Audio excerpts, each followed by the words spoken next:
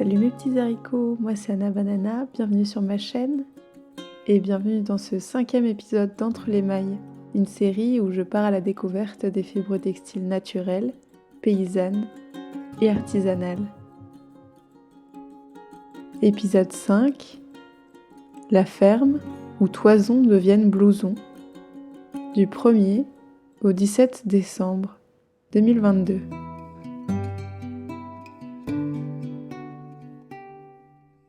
Ma rencontre avec Pauline de la ferme de la Bacade, en Haute-Vienne, remonte aux Journées nationales de la laine, qui ont eu lieu à Felletin dans la Creuse fin octobre, et elle a rapidement accepté de me prendre en stage. Pauline élève une centaine de brebis charmoises et utilise leurs toisons pour confectionner des vêtements et accessoires en laine feutrée, avec sa collègue Émilie, qui est couturière professionnelle. La ferme est également partagée avec son compagnon Arnaud, qui est brasseur paysan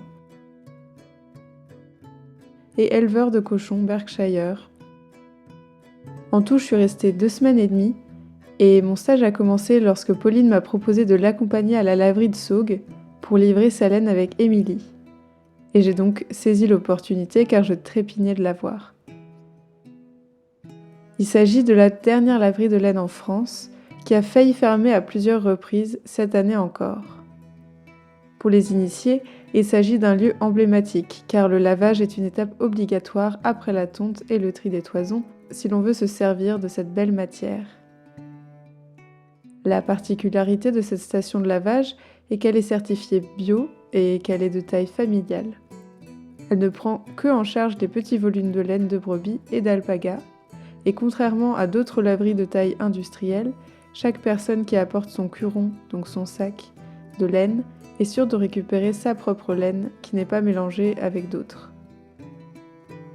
Mon stage et notre rencontre a donc commencé par cet événement, ce qui nous a permis d'apprendre à nous connaître davantage pendant les 8 heures de trajet dans la journée, car la laverie était en Rhône-Alpes.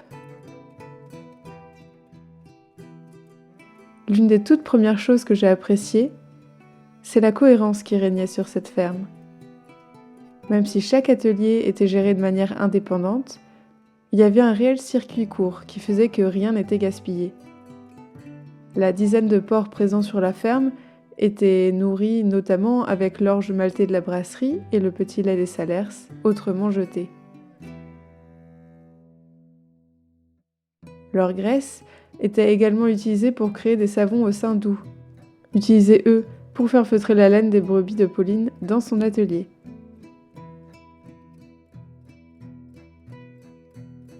D'ailleurs, comme me l'a expliqué Arnaud, les porcs ont une place assez centrale sur ce lieu, car le nom de la ferme La Bacade vient du terme qu'on utilise pour désigner la potée qu'on donnait aux cochons.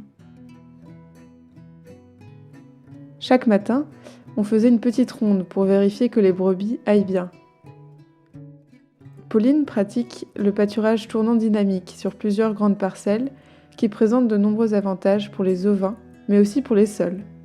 Le parasitisme peut être réduit sur le troupeau si les animaux sont changés régulièrement de parcelle. Il y a une plus grande autonomie alimentaire, mais pas de surpâturage, qui pourrait provoquer un appauvrissement de la qualité des sols.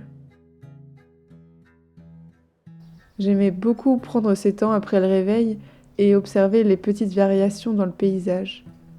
Et moi qui aime contempler, j'ai été servie.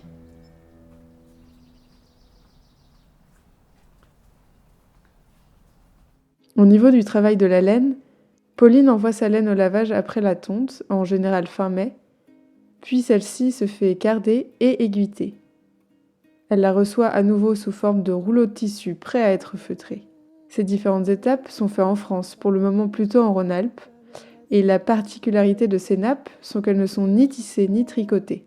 Ce sont simplement les fibres qui sont compressées entre elles avec des aiguilles. Je vous parlerai de ce processus plus en détail dans une prochaine vidéo. Une fois qu'elle reçoit ses rouleaux, elle feutre elle-même sa laine grâce à son système installé dans la ferme, qui frictionne les fibres préalablement humidifiées.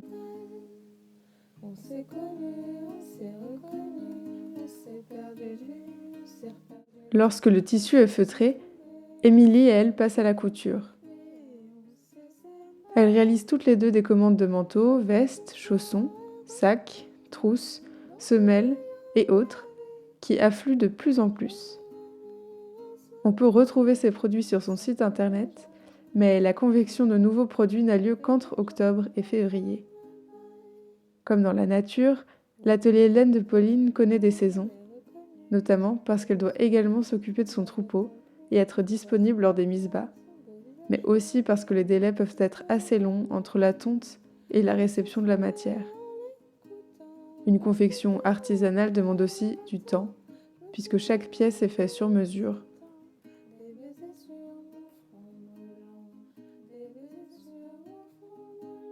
Tous les mercredis, il y avait aussi un marché paysan à la ferme qui regroupait des producteurs locaux. C'était l'occasion de rencontrer du monde et de s'approvisionner en bons produits.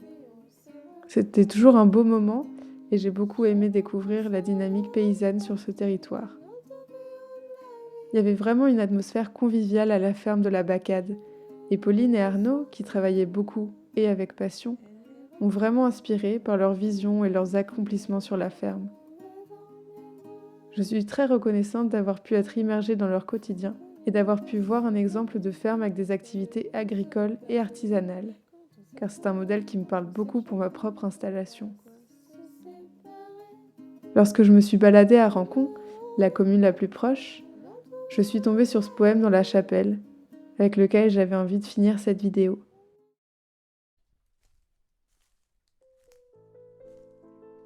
Le meilleur est devant toi. Si au lieu de subir le flux du temps qui passe, tu saisis chaque jour comme un nouvel envoi, et fais que tes projets ne soient pas une impasse, le meilleur est devant toi. Si tu n'en restes pas aux laideurs de ton monde, et si les yeux ouverts et le cœur en émoi tu admires les êtres que la beauté inonde, le meilleur est devant toi. Si l'échec ne peut abattre ta confiance, si tu ne chutes pas au choc du désarroi, pour garder malgré tout le cap de l'espérance, le meilleur est devant toi. Si tu ne sombres pas dans l'océan du doute, mais tu viens t'accrocher à l'ancre de la foi pour conduire ta vie à ce phare sur ta route, le meilleur est devant toi. Si au lieu de pleurer ton cœur en solitude, tu le sors attendri du vide d'entre-soi, si tu perçois qu'aimer est une plénitude, le meilleur, oui, est en toi. Joseph Proulx. Merci à tous les habitants et habitantes de Châtres et à tous les regards croisés là-bas. La prochaine vidéo sera dédiée à mon initiation au tissage avec le tisserand Jacques Navot en Seine-et-Marne. Si la vidéo vous a plu, n'hésitez pas à vous abonner et à mettre un pouce en l'air. N'hésitez pas non plus à me laisser un petit commentaire, ça me fait toujours super plaisir de vous lire, et de vous abonner sur mon compte Instagram.